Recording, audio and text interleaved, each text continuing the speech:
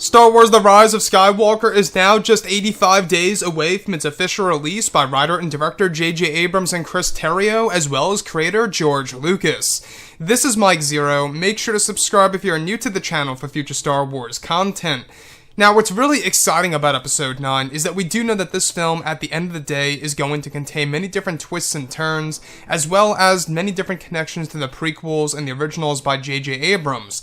That's really going to make it a very unique and original Star Wars movie. Now, on top of all of this, we do know that Episode 9 is going to be a very complex film when it comes to Rey and Ren, and exactly how their interactions are going to be like on the big screen, and what, of course, Palpatine's role is going to be in the film, and how that's all going to be explained as well. Now, on top of all of this, these past couple of weeks or so, we've been learning a whole lot more about this film, and when it all comes down to one of the concept art descriptions, this is where things begin to get very intense for Episode 9.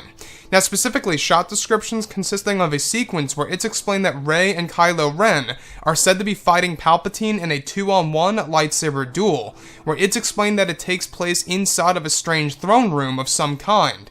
As this unfolds, it's explained that the Force Ghost voice of Anakin Skywalker is said to eventually guide both Rey and Kylo Ren as they fight Sidious, where Anakin delivers them the code of the first Skywalker that dates back many years ago, as well as a passage from the Journal of the Wills.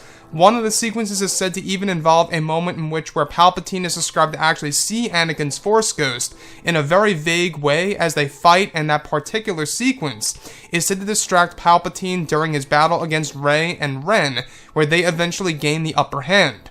Now, it's described that Palpatine appears far younger in the scene as he fights both Rey and Kylo Ren, and that the sequence is described to be very intense with tons of prequel trilogy choreography by J.J. Abrams to make the fight very fast-paced.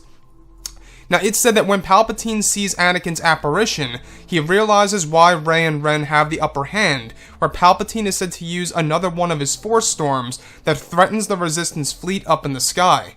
So let's go over a couple of parts about this. Now, we do know that Episode 9 is going to be a film that's going to answer many of the burning questions from The Force Awakens, as well as borrowing many elements from the prequel trilogy era that a lot of fans around the world just know and love so very much.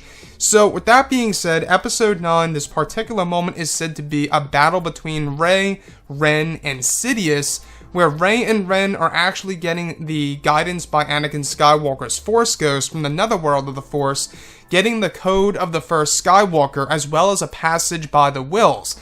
Now, this is said to allow Rey and Ren to focus on Palpatine and to defeat him once and for all at a certain point in time in the film, or at least to gain the upper hand momentarily in The Rise of Skywalker's final battle. Now, as this all happens, it's explained that at one point in time, Palpatine even witnesses Anakin Skywalker's Force Ghost in a vague way in the background that is said to actually catch him off guard and is said to actually distract Palpatine.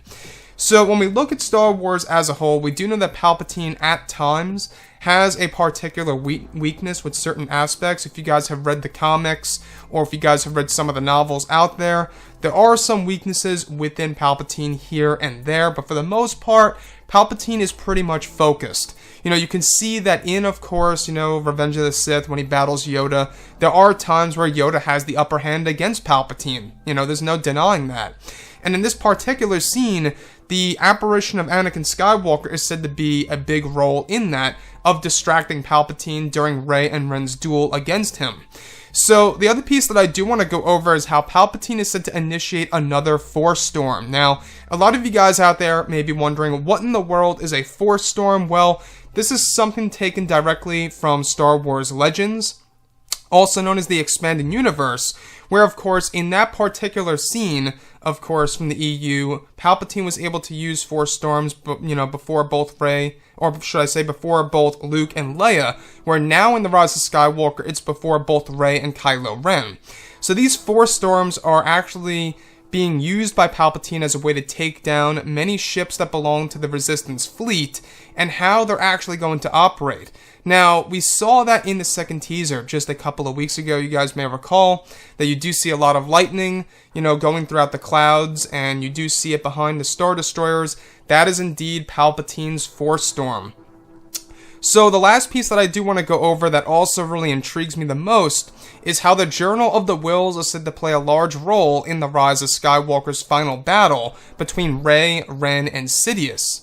Now, the Wills themselves are godlike beings, in case you guys did not know. They are these godlike beings that were created by George Lucas back in the 1970s, wherein he was actually writing Star Wars A New Hope, and how they're going to have a lot of references in this movie, I think is a powerful thing by Disney and Lucasfilm, and what they're really trying to do to end the Skywalker saga once and for all on a good note that's really going to resonate with fans and lead the fans talking about it for years on end.